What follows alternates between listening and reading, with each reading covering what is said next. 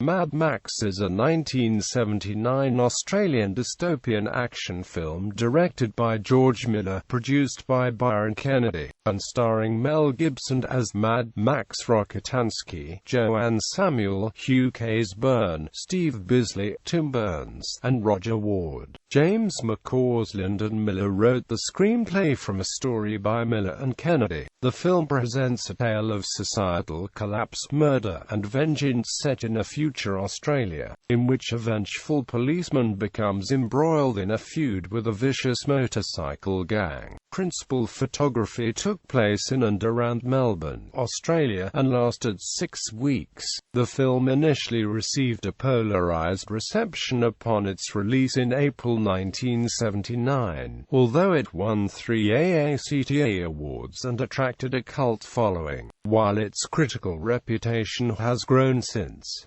The film earned more than $100 million worldwide in gross revenue. It held the Guinness record for most profitable film from 1980 to 1999 and has been credited for further opening up the global market to Australian new wave films. The film became the first in a series, giving rise to the sequels The Road Warrior, Beyond Thunderdome, and Fury Road. Plot: in the not-too-distant future in which society is teetering upon the brink of collapse, berserk motorbike gang member Crawford Knight Rider Montesano steals a pursuit special, which he uses to escape from police custody after killing a rookie officer of an Australian highway patrol called the Main Force Patrol. Even though he manages to elude other MFP officers, the MFP's top pursuit man Max Rockatansky then engages the less skilled Knight Rider in a high-speed chase. He breaks off first, but then is unable to recover his wits before he and his girlfriend are killed in a fiery crash, seemingly destroying the pursuit special by Max.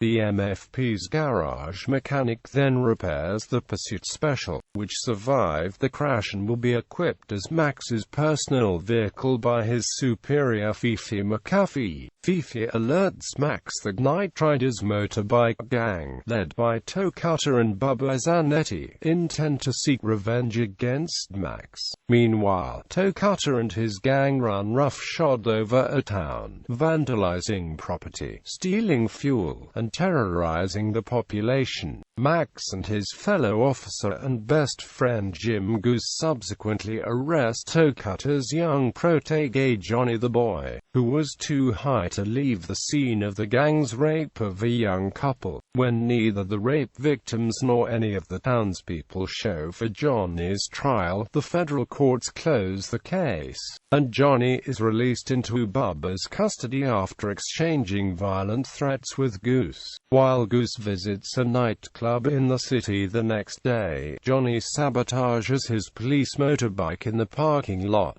After being thrown into a field at high speed while taking a ride uninjured, Goose borrows a ute to haul his damaged bike back to the MFP. However, Johnny throws a brake drum at the windscreen, causing Goose to crash the ute. Toe Cutter forces Johnny to throw a match into the petrol leaking from the wreck, triggering an inferno that severely burns the inverted and helpless Goose. After seeing Goose's charred body in a hospital intensive care unit, Max becomes disillusioned with the MFP and informs Fifi that he will resign. Fifi convinces Max to take a vacation first before he can make his final decision about leaving. While on vacation, Max's wife Jessie and their infant son Sprog encounter Toe Cutter and his gang, who attempt to molest Jessie while out buying ice cream. Max and his family then flee to a remote farm owned by an elderly friend named May Swayze, but the gang manages to follow them. Jessie and Sprog manage to escape from the gang, only to be run over by them, causing Max to arrive too late to intervene. with Sprague having been killed instantly and Jesse near death in a hospital ICU. An enraged Max dons his police leathers and takes the supercharged black pursuit special from the MFP garage to pursue the gang. After torturing a mechanic for information on the gang, Max forces several gang members off a bridge at high speed. He then kills Bubba during an ambush and has Tocutter run over by a semi-trailer truck.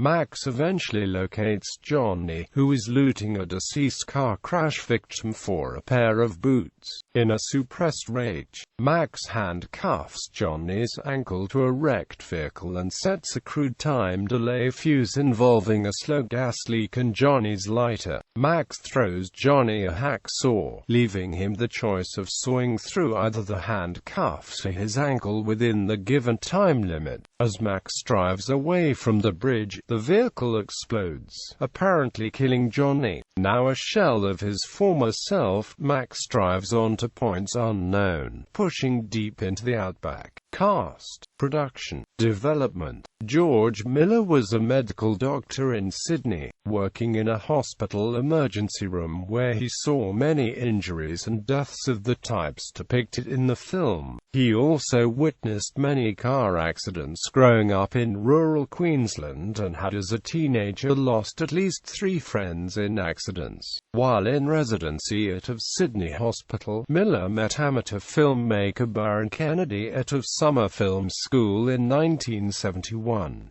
The duo produced a short film, Violence in the Cinema, Part 1, which was screened at a number of film festivals and won several awards. 8 years later, the duo produced Mad Max, working with first-time screenwriter James McCausland. According to Miller, his interest while writing Mad Max was a silent movie with sound, employing highly kinetic images reminiscent of Buster Keaton and Harold Lloyd, while the narrative itself was basic and simple. Miller believed that audiences would find his violent story more believable if set in a bleak dystopian future. Screenwriter McCausland drew heavily from his observations of the 1973 oil crisis effects on Australian motorists, yet there were further signs of the desperate measures individuals would take to ensure mobility. A couple of oil strikes that hit many pumps revealed the ferocity with which Australians would defend the right to fill a tank. Long queues formed at the stations with petrol, and anyone who tried to sneak ahead in the queue met raw violence. George and I wrote the script based on the thesis that people would do almost anything to keep vehicles moving and the assumption that nations would not consider the huge costs of providing infrastructure for alternative energy until it was too late. Kennedy and Miller first took the film to Graham Burke of Roadshow, who was enthusiastic. The producers felt they would be unable to raise money from the government bodies because Australian producers were making art films, and the corporations and commissions seemed to endorse them wholeheartedly. According to Kennedy, they designed a 40-page presentation, circulated it widely, and eventually raised the money. Kennedy and Miller also contributed funds themselves by doing 3 months of emergency medical calls, with Kennedy driving the car while Miller did the doctoring. Miller claimed the final budget was between $350,000 and $400,000.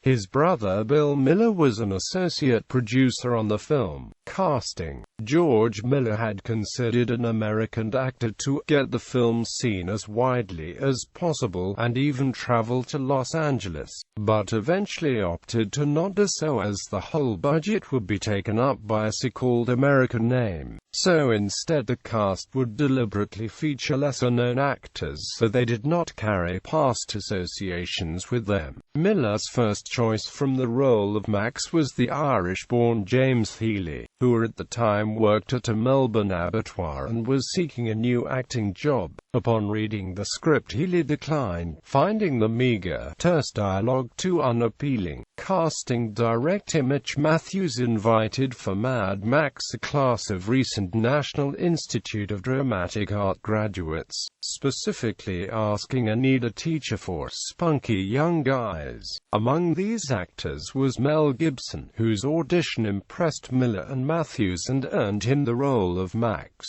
An apocryphal tale stated that Gibson went to auditions in poor shape following a fight, but this has been denied by both Matthews and Miller. Gibson's friend and classmate Steve Bisley, who worked with him in his only screen role, 1976's Summer City, became Max's partner Jim Goose. A classmate of both, Judy Davis, was said to have auditioned and passed over, but Miller has declared she was only in Matthews' studio to accompany Gibson and Bisley. Most of the biker gang extras were members of actual Australian outlaw motorcycle clubs and rode their own motorcycles in the film. They were even forced to ride the motorcycles from the residence in Sydney to the shooting locations in Melbourne because the budget did not allow for aerial transport. 3 of the main cast members had previously appeared in Stone, a 1974 movie about biker gangs that is said to have inspired Miller. Vehicles. Max's Yellow Interceptor was a 1974 Ford Falcon XB sedan with a 351cc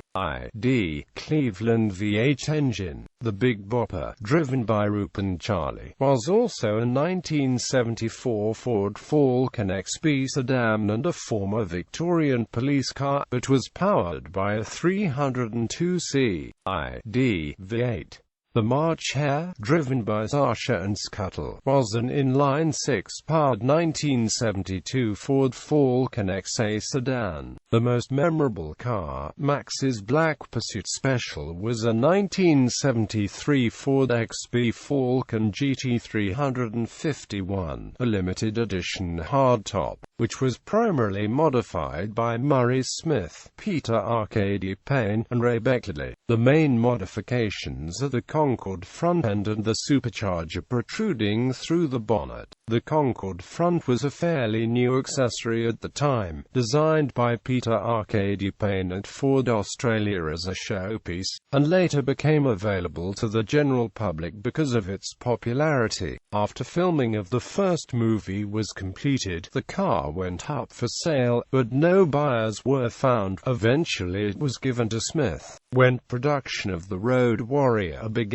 Miller brought the car back for use in the sequel. Once filming was over, the car was left at a wrecking yard in Adelaide since it again found no buyers, and was bought and restored by Bob Fosenko. Eventually it was sold again and was put on display in the Cars of the Stars Motor Museum in Cumbria, England. When the museum closed, the black-on-black car went to a collection in the Deezer Museum in Miami, Florida. The Night Riders vehicle, another Pursuit Special, was a 1972 Holden Monaro Coupe HQLS, also tuned but deliberately damaged to look like it has been involved in crashes. The car driven by the young couple, that is vandalized and then finally destroyed by the bikers, is a 1959 Chevrolet Bel Air sedan, also pre-tuned to look like a hot rod car with fake fuel injection stacks, fat tires, and a flame red paint job.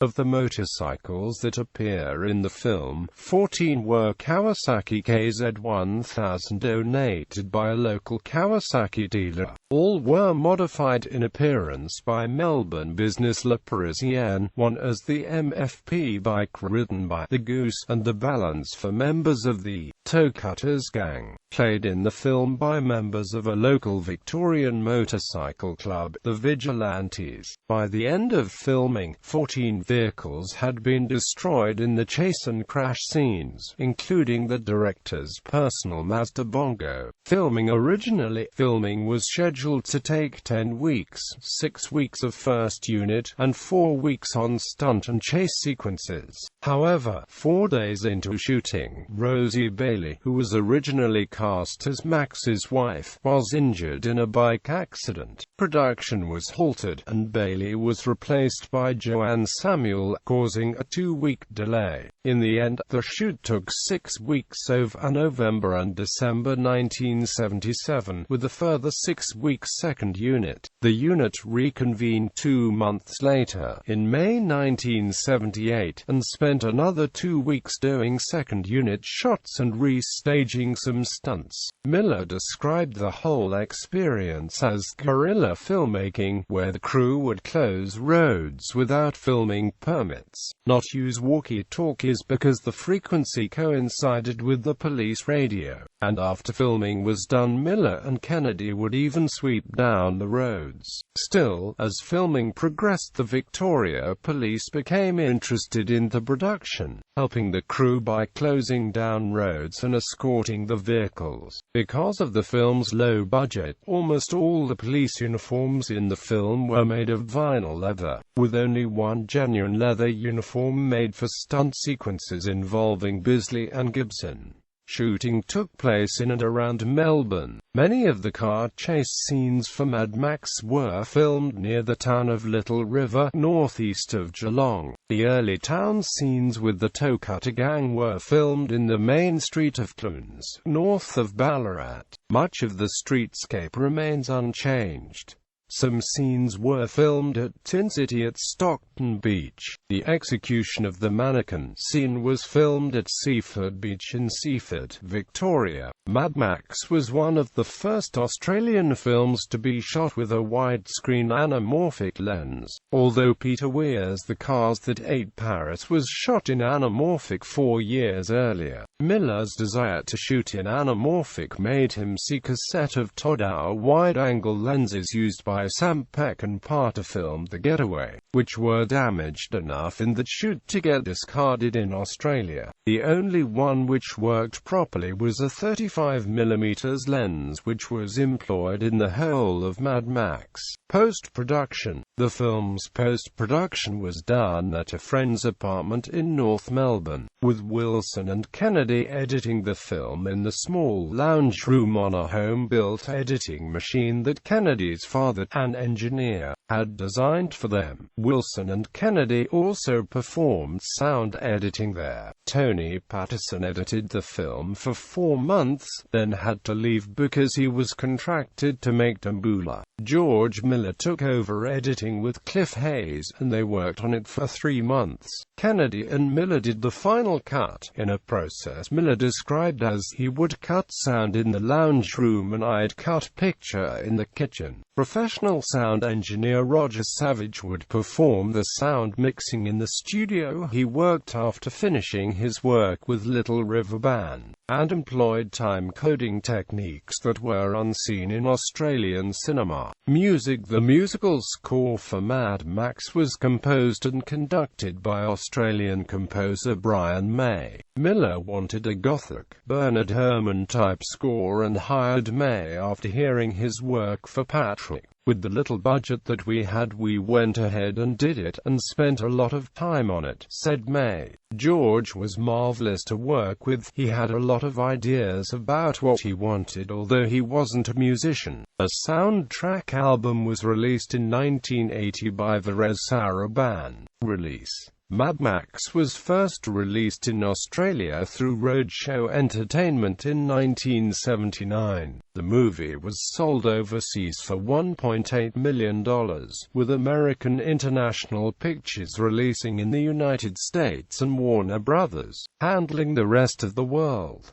When shown in the United States during 1980, the original Australian dialogue was redubbed by an American crew. American International Pictures distributed this dub after it underwent a management reorganization. Much of the Australian slang and terminology was also replaced with American usages. AIP also altered the operator's duty call on Jim Goose's bike in the beginning of the film. The only dubbing exceptions were the voice of the singer in the Sugartown Cabaret, the voice of Charlie through the mechanical voice box, and Officer Jim Goose, singing as he drives a truck before being ambushed. Since Mel Gibson was not well known to American audiences at the time, trailers and television spots in the United States emphasized the film's action content. The original Australian dialogue track was finally released in North America in 2000 in a limited theatrical reissue by MGM, the film's current rights holders. It has since been released in the US on DVD with the US and Australian soundtracks on separate tracks. The film was banned in New Zealand and Sweden, the former because of the scene where Goose is burned alive inside his vehicle. It unintentionally mirrored an incident with a real gang shortly before the film's release. It was later shown in New Zealand in 1983 after the success of the sequel, with an 18 certificate.